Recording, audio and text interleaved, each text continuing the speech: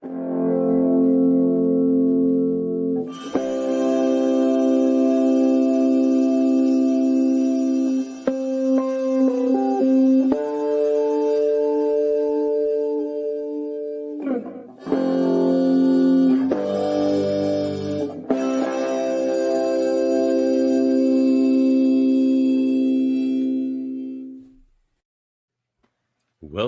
to Debate 9, Cultural Contamination, where we have 9 Star Trek-themed debates, unless there's a tie, but we've got that taken care of.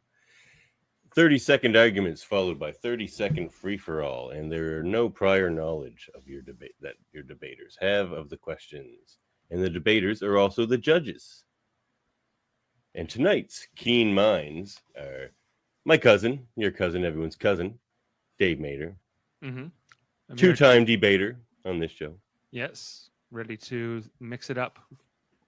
Yep, and also Adam Woodward, another two-time debater. It's only been 2 times. Wow, I thought it was more. You're thinking of the Class L Probes, the show you co-founded. Thank you. Yeah, and also we have a new competitor here on the debate stage, Trekkie Brie from Trekculture. Hello. Happy to be here. Welcome. Welcome.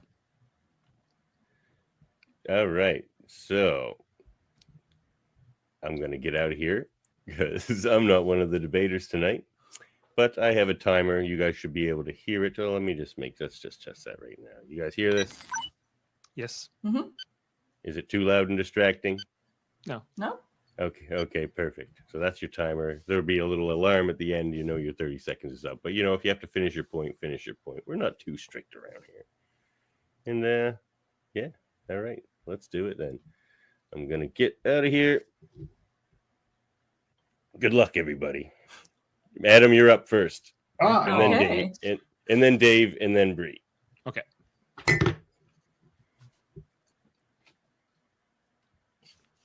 All right. Well, we're okay. So am I reading this? Or I guess I am. Be it resolved, the roles of Dr. McCoy and Dr. Crusher represent strength, determination, and expertise, but depend on perpetrating the role of the subservient nurse that do the real patient care.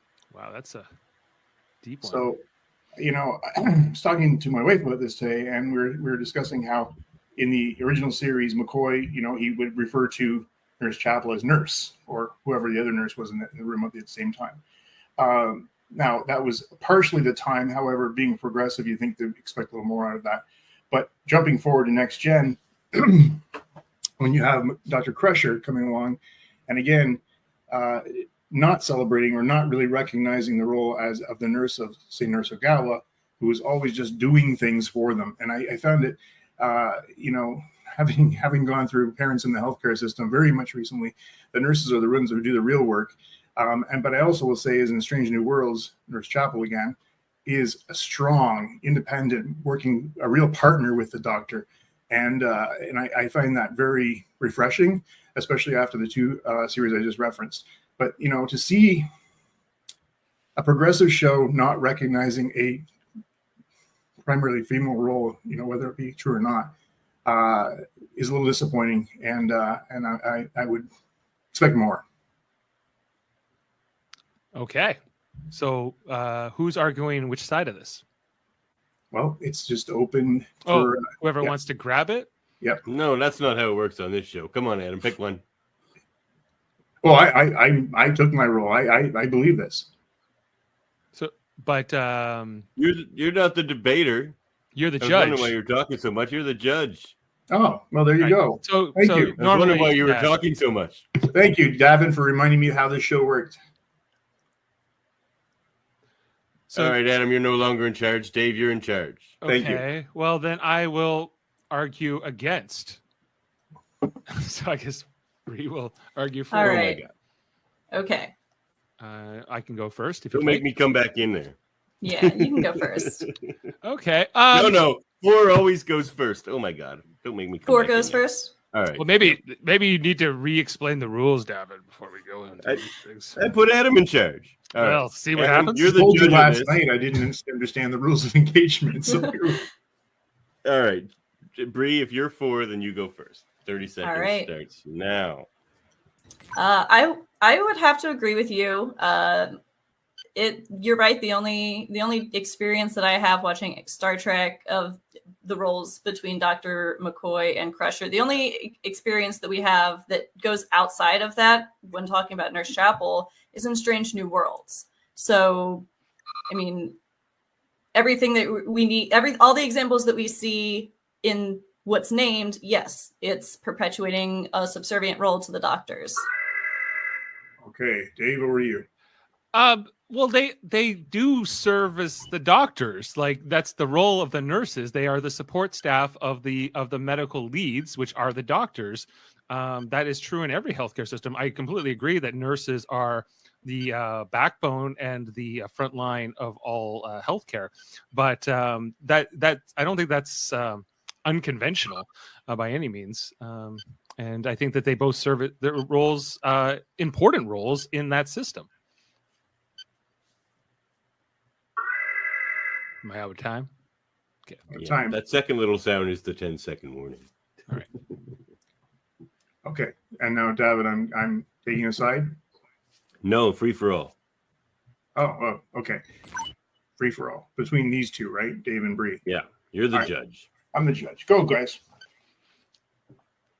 Well, I just stand by my statements that I don't think that that's the subservient thing is a little bit mischaracterized. I think that like it's like asking, why is the technician subservient to the chief engineer? I'd say, at least with McCoy and Dr. Nurse Chapel, he only ever says nurse. It's very rare he ever even calls her by her name. True, but I don't think that that's necessarily a derogatory addressment. She calls him doctor, and that's okay. I agree. It's just that every time that it is spoken towards her, it's usually in a nurse, I need this, or nurse, why are you doing that? Especially in those episodes where Nurse Chapel is portrayed as a little more ditzy when she's literally a medical professional. She shouldn't really be portrayed it as such or so. Well, passe. Done. Adam. I'm going with Bree on this one. I think the role. I mean, the fact that you just called it out there. She has a name, and as a leader, whether you're a captain or whatever, should be using the names. And if you notice on the other side of it, when they do address like lieutenant, it's because they're doing something wrong. It's a negative. All right. Well, unlike Adam did, don't try to lead the witnesses here at the beginning of the question. Sorry about that one. All right. Well, Now we know the rules, guys. We got 8 to go, so we just had to go through the growing pains. I talked you up as a practice run. You're a former champion, Adam. Come on. Now. Yeah, but you think I remember things like this? Come on. Yeah, well, No. only I obsessively think about my Star Trek games, I guess. All right, so I'm judge next. Dave, yeah. All right, be it resolved. Badgie from Lower Decks is a good character, and Bree, you're going to vote argue for. Adam, you're going to vote against or argue against. I suppose not voting. It's not democracy. Go. All right. Slight disadvantage. Have not seen the most recent episode, so I will put that out there. However, every time that we've seen Badgie, it has been a dramatic and also hilarious episode of Lower Decks. I don't think that there's been an episode of Badgie that has happened that people haven't talked about in a positive light. I mean, the most recent one outside of this one, we have just a guest star, a beloved guest star voicing Jeffrey Combs. And of course, that episode was beloved. And Badgie makes a slight appearance. But again, sorry, can't talk on the newest episode. Yeah, well, okay. The newest episode aside. Yes. Adam, to you.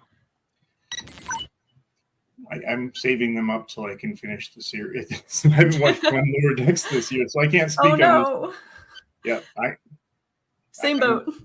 I'm Have giving you not seen any Lower Decks? Yeah, I have, but I can't talk to it. Sorry. Sorry, Davin. This one's not working for me. Okay. Well, then I guess Bree wins. Mm-hmm. So, there's. All I was looking. I guess Badgie is a good character. Although not my favorite. Not your favorite. Not my favorite. Yeah. Hey, Breeze off to I threw you a softball here, Adam. You know, all you had to do is watch Lower Decks. Watch All I Lower have to do is watch Lower Decks. Yeah. Come on, Adam. Like, Thanks, Sam. Sam. Sam watches Awesome. Trekculture all the time, Bree. Thank you. Alright. Yes. All right. So, Bree's first one here. All right. Am I good? Hmm? All right. Be it resolved. Swearing in Star Trek is fine. Dave will put you for, Adam against. of course, swearing in Star Trek is fine. Double MS on you and everything on top. Like it's the colorful metaphors that make it fun. And I do really enjoy when the different characters. I remember when Tilly said, "This is so fucking cool," and like, you know, and Stamets just goes, "You're right, it is so fucking cool." So that was a good moment, and I stand by it. I do have my friend Kevin who always gets upset with the swearing in Star Trek, but I don't really get it. Kevin, loosen up. I'm with Kevin on this one. I don't think that Star Trek needs to go to that, and I almost say level. You know, when you have it you know, when you think of all the great series up until I guess Discovery is when we first saw the swearing. Even the movies didn't see the swearing. Double dumbass on you is not to me a swear word from Voyage Home. I think that was right. It's Voyage Home, yeah. But it's the 80s. True, but I think there's an element to Star Trek, a level of Star Trek that it hits without having to go to that next level. I mean, very few times we actually, even now, swear in the workplace, you know, in front of each other. Time. Open? I forgot to hit your timer, but that's the time. Yeah, open. If it's gratuitous, I might be inclined to agree, but I don't think that Star Trek ever goes off the deep end with the swearing. They use it very sparingly. I think they use it to punch a certain line or a certain thing, just like most writers do. If we had the Quentin Tarantino Star Trek movie we never got, that would have been interesting to see how much more swearing we would have. That would have had it. But I gotta say is that the J.J. Abrams movies didn't have it in it, and I think that those really stood up. They didn't swear in those movies.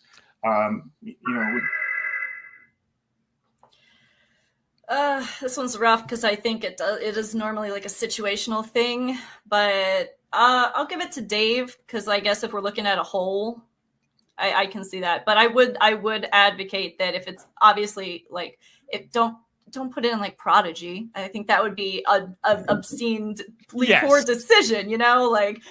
And then, of course, Lower Decks, it's almost a given. So I do sit on that, but I'll give it to you for that one. Thank you. I can see overall, yeah. I definitely don't want to go off the deep end with it. Right, exactly. I think kind of what you said made sense, where it's like, as long as it's not gratuitous. Yeah. Or they're in a time period trying to fit in. It can be funny. Yeah, and Dave, it's funny you mentioned the Tarantino thing. I mean, I love Tarantino, but I just don't see that working. We'll never know. But apparently, we'll it was a piece of the action or some version of that. So, Brie is very nice, Jody. I'm nice too. Dave goes without saying. Dave. We've been together for a long time now. Well, but we're glad to have you with us tonight, Brie. Thank you. Thank you. All right, this is Adams. Yep. Be it resolved. Unich and Riley demonstrated much stronger leadership qualities in the first season of Strange New Worlds than Will Riker did in the first season of Next Generation. Brie for, Dave against. All right. I would have to agree that, she does demonstrate wonderful leadership. I mean, in season 1, I mean, she steps out and saves a fellow crew member. Season 1, correct? She saves a fellow crew member, showing herself to be an Illyrian, not at her own behest. Like, she's willingly throwing herself under the bus to save a fellow officer, knowing it could lose her spot in Starfleet. I don't know if you can say she demonstrated a much stronger leadership. Like, I would kind of put them sort of on par. I think that Riker has some great moments in that first season. He's offered the captain's chair in season 1, and he turns it down, because he knows he's not ready and he wants to be with the best crew possible. So that was a form of leadership. He wasn't just looking for power and for glory. He was looking to have the right career for himself. And he didn't have to lie on his Starfleet application either. Ooh. Okay, street girl. Well, I will say that if we're looking at strictly like leadership skills, then I would have to agree that she does demonstrate a more strict, by the book. You have to have like your community cannot be your subordinates, and Riker does a little bit of that mingling to you could say healthy degree, but when it comes to pure leadership, a true leader can't intermingle like that, and she does put that hard barrier up of I am in a leadership position to you, but I still care. I don't know. Like, I think she's a little too close to La'an. I think she's her relationship with Pike, I think, is good, but it's like to compare it to Riker in the first season of TNG when he's just getting to know Picard isn't quite a comparison either. He's a much younger first officer than she is at that point. In the respective stories, I think that Riker goes on to be one of the great heroes of the Federation. He saves, us from the Borg, and I think that he's like, I don't know if he's inferior in his leadership abilities to Una Chin Riley. I'm going to give this one to Dave because Dave, actually, I was going the other way until he brought up the point where he declined the captain's chair. I think that actually showed great leadership and ability to learn and to move on. So I really liked that first season. So there you go. Yeah. Thank you. Oh, well, Jody still loves me. That's good. I was worried. Riker all the way. Well, she's a better singer, I think, than him for sure. But he's got her on trombone. Yeah, he's got her on the trombone. Hey, Nightbird.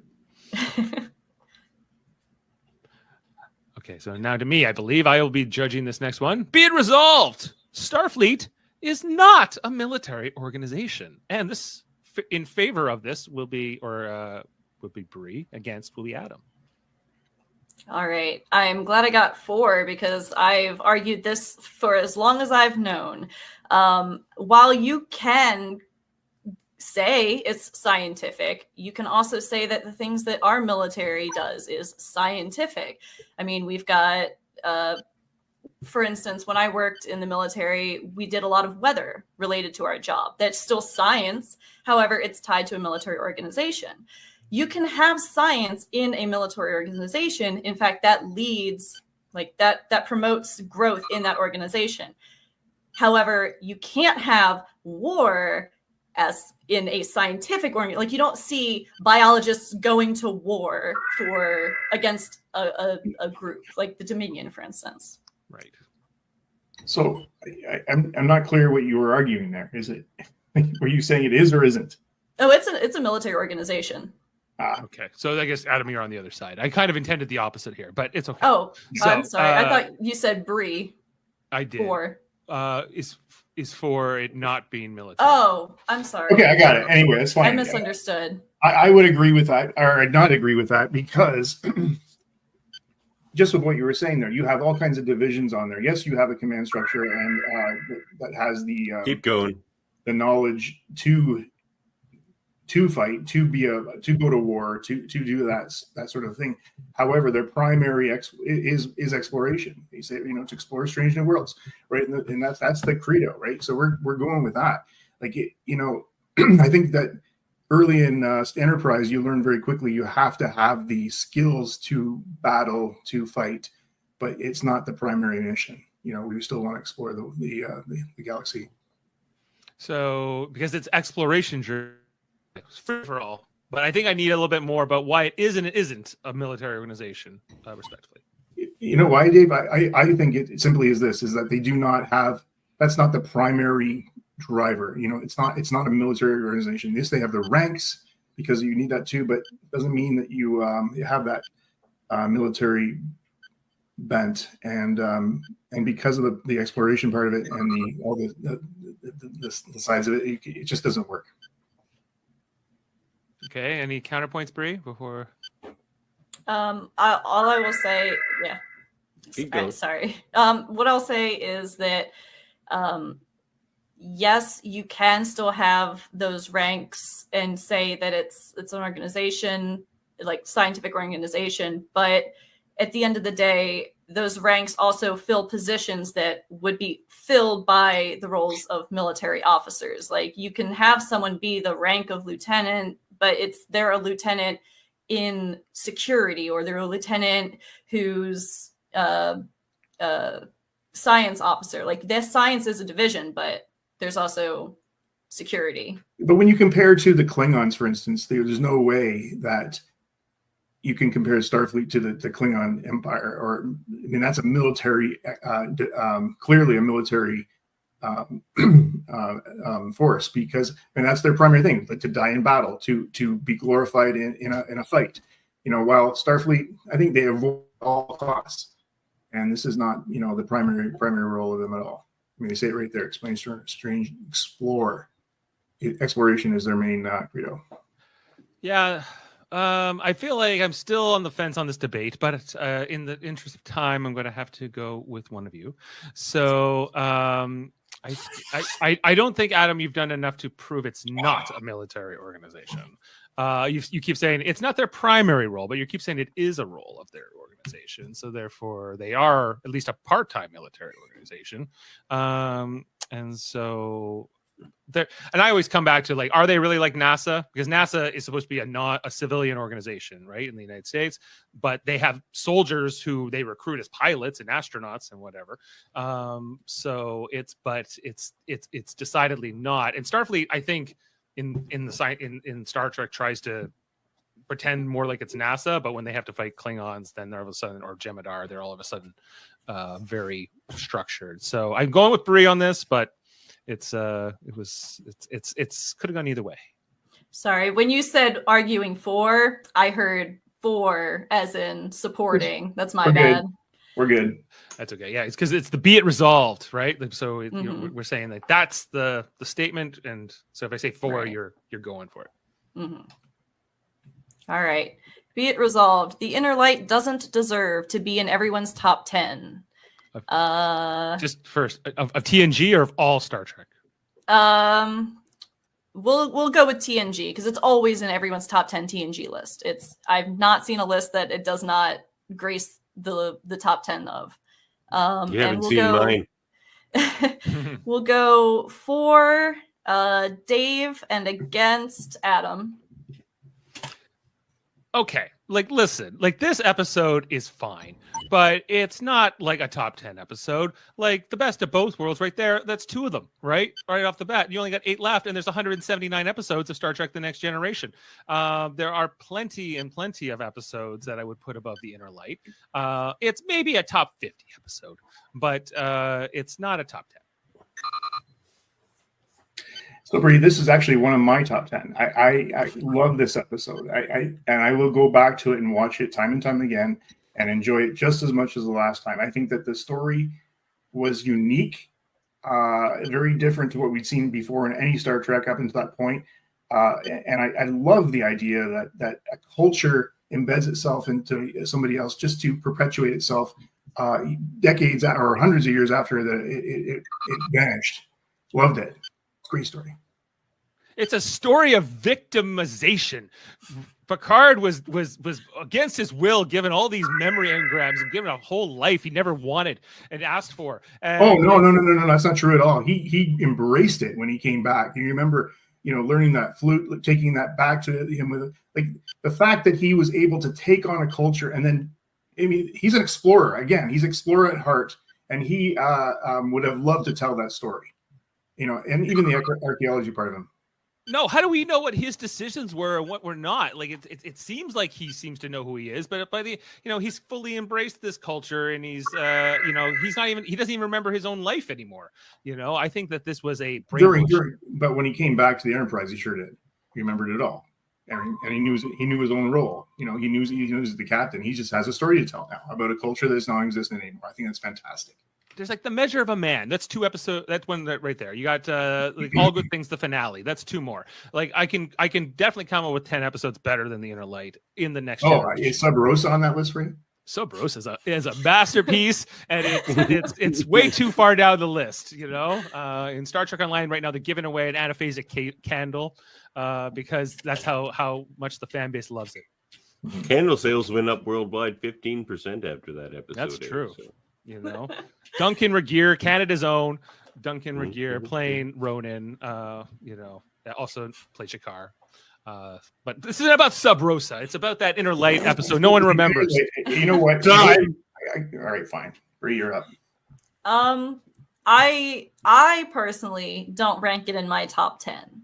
However, hearing you explain why it's in your top 10, I hadn't even put I know Picard's an archaeologist, but I hadn't thought about how he might view it as more of a, like, he would care a little bit more than another captain in that same position, because he does have that archaeological backbone to him. So I'll say for this one, I'll go Adam, even though it's not in my top 10. I can now understand why other people would rank it as high as they do. And it was a unique story. Yeah, the unique story. I can't think of another time Star Trek did something like that. Yeah. Sam, I'm on the board. He's on the board. Sam was also saying A Fistful of Datas is a top 10 episode. I'm not sure. I like that one. I like the fun ones. We were talking about that one time, and I was saying I cannot understand the American culture's fascination with the Western, and they keep doing it. Yeah, they love a Western, and less so in Canada, I think. The bonding. Be it resolved, Archer giving the order to create the clone named Sim represented the end of his innocence and high ideals in how we should represent Starfleet and humanity. Who's got which side of this? Brie for, Dave against. Okay. I would say that this is probably the first time that we truly see Archer have to make the decision, a decision that is so definitive about a character that they've actually grown to know. I mean, yes, the character wasn't there for as long as, Trip, who he's trying to save, but he grew to know this character and in a way love this character. He was like a father figure. So to have to essentially pull the plug on someone who had a full life ahead of them, that's an innocence you can't get back. And I think it sent him down a darker path. Okay. Dave? No, I don't think that was the beginning of his loss of innocence. I think that's maybe more the doctors, more specifically. I think that that Archer goes along with the suggestion because Phlox is pushing for it. I think that his true loss of innocence is actually when he maroons those Illyrians, when he steals their warp coil so that he can keep going with the Xindi mission. And follow through, and you see how much that tears him up, and he's never the same really after that episode. I would argue that as a counterpoint to that, he at least left them enough supplies that he wasn't killing them outright. He tried his best in that moment to at least give them a fighting chance. He did everything that he could to make it so that he wasn't giving them a death sentence. When he looked at Sim, he knew while raising him and before doing the procedure and as the procedure was about to happen that he was taking an innocent life that didn't even ask for this. Like they're captains, they're exploring, they're a ship out in the world or out in the universe. They are expecting trouble. This is a life brought on only to die, and he had to make that decision. Dave, anything more? Well, yeah, he knew that life form was only going to live 17 days. He didn't really want to do it. Phlox really presents him with no other option to save his friend, his chief engineer, who he needs on this essential mission in order to save Earth from a malevolent race. And with the Illyrian thing, I think he leaves them with sort of a flashlight and a packet of food or something, but they have to crawl home for the next 2 years. He could have warped back and tried to follow up with them. He could have tried to aid them or try to make it right. He doesn't, and you can see how much he's torn up from that, how his obsession with the Xindi continues even into season 4 when he's saying saying to Captain Hernandez, you need all the weapons you can get. And more, out there. And he didn't even want to leave Space Dock in season 1 without a phase cannon. So I think that you can see how much that mission with the Xindi really got to him. I know that the mission with the event with Sim is in the same season, but it's much earlier, and it's I don't think that's the real where he loses innocence. He never even talks about it again, but he does talk about it. Time. Okay, so I'm going to give it to Dave, and the reason I said that is I think it was our innocence that was lost there. I think that for me, and I wrote it thinking the other opposite. I was going to go with Brie, but through today, I was thinking about the fact that I think it was us that was the first time we go, oh, but I think you're right, Dave. He just walked away from it. He wanted to save Trip, and it was worth it. Yeah, it's not a great moment for him, but it's I don't think that's the true turn. But the Illyrian thing really shook him. You could see it. Yes. Mm-hmm. Thank you. All right. So am I the next judge? All right. Be it resolved. The retcons of the original series we're getting in both Discovery and in Strange New Worlds are necessary, needed for this franchise to survive long term. So how about Brie? You can be for this, and Adam, you will be against. Okay. The first one that pops in my head that makes me immediately go towards it does need to be done is the pilot episode, The Cage. The first thing we really see Captain Pike do is look over at who would be Unich and Riley and say, why is there a woman on this bridge? And that is one of the most jarring things that happens, even in the original series. That's not something after the pilot you see again. But then you've got Pike in Strange New Worlds, where he's a completely different person. He cares about all of his crew members, including Una, especially Una. And that's a change that absolutely needed to happen. Okay. Adam.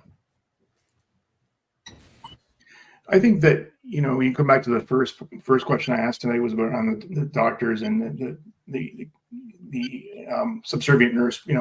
I believe that they don't, it's not necessary, Dave, to continue into Strange New Worlds. And sorry, my time's up already, damn it. No, it's not. Keep going. Pardon me. That's a 10-second one. Now it's up. Yep, thank you. He's just like, well, I yield my time. All right, free for all.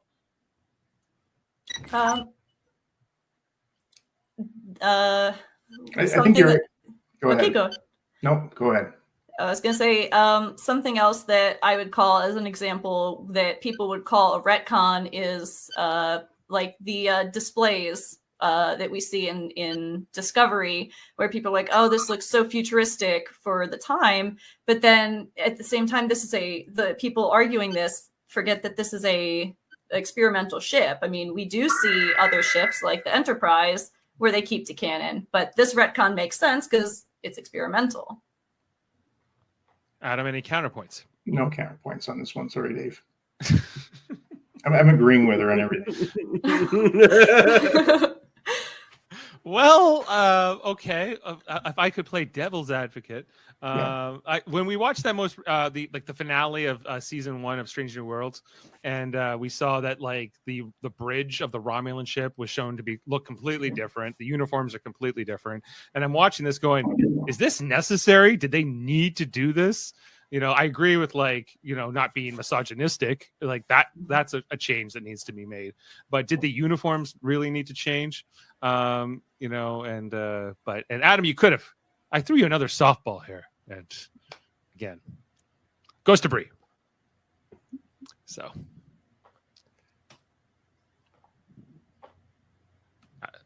all right. All right. Be it resolved, the NX-01 Enterprise was the worst or most dangerous ship to serve on. Okay, I'm going to say that. I feel like you know a lot about Enterprise. I'll give you 4, and I will give, is it Dave? Yes, I'm Dave. Dave against. I'm against. So I'm saying that it was the worst? Yeah, that's it's the most dangerous ship. Not worst, it was the most dangerous ship. Listen, they had no idea what they were getting into at that point. They thought they had it all. If you remember that first episode, Archer's very insulted by the Vulcans saying, you're not ready, your ship's not ready. You guys have no idea what's out there for you. We're ready. They go out, Dave, you mentioned it earlier this evening here, without phase cannons, without proper weaponry, without proper hull plating or shields, no transporters, like stupid grappler hook that doesn't work. You know, they just had no concept of how bad it can be and how dangerous it can be in space. And they're too far away from Earth to come back where any space dock to affect repairs. You know, I think at the end of the third season, we had 80, no, was it 20? There's 80 crew, so over 20 crew died, which is a big part of it. 25% of the crew died in that first couple seasons. Well, sure they did, but like, come on, Voyager was losing people left and right, and they're like 200 years later. You know, I don't think that the NX-01 is any more dangerous than Voyager is per se, or the Defiant, or you know, a lot of different like sort of smaller to medium-sized ships. I think it's got a lot going for it. It's small, maneuverable. I think it's got you know, maybe the crew makes it dangerous because I think some of them are just inexperienced, but the ship itself is fine. There's nothing wrong with it.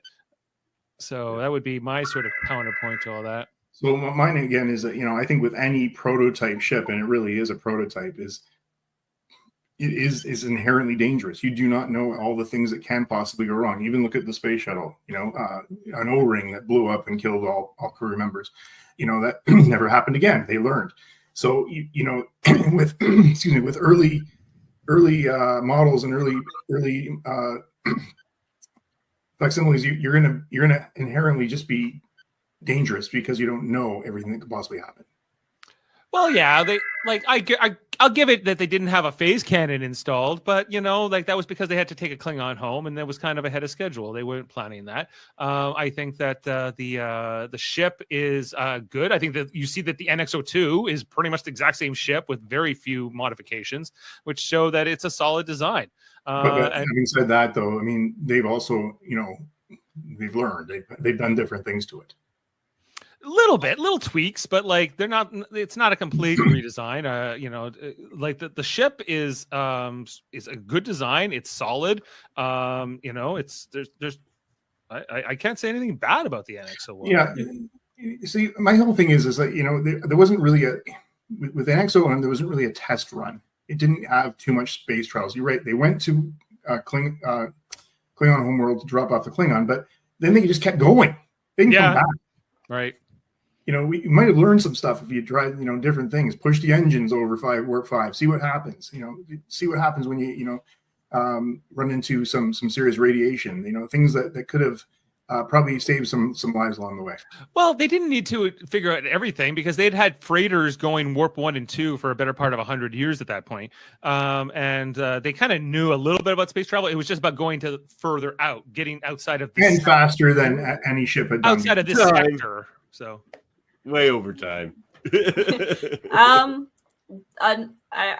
gonna have to give it to Adam, because as you started explaining like all the ways things can go wrong, my mind went, and even you said we've had freighters out and about, but they haven't run into things, and that was when I was like, yeah, oh, exactly, they hadn't even gotten it. They didn't even know there were things to run into, like the I forget the anomaly that when they would get close to the spheres that would warp the ship.